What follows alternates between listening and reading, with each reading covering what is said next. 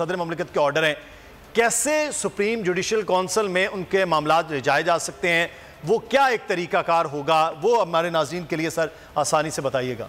देखें, ये अगर कोई भी अनकॉन्स्टिट्यूशनल एक्ट करते हैं तो ये मिसकंडक्ट भी है, उनका गैर आईनी इक़दाम भी है।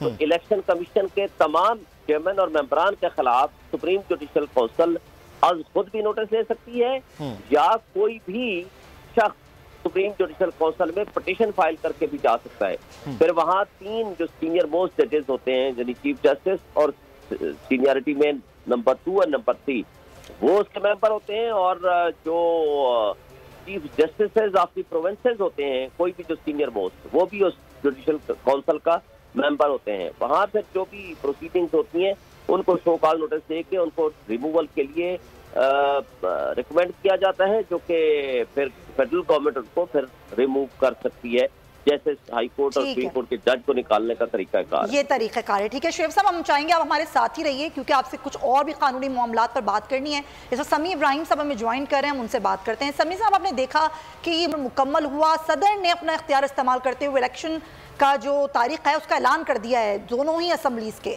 आप किस तरह से देख रहे हैं इसको? देखें, अभी आपने शुएब शहीन साहब से आप बात कर रहे थे, उन्होंने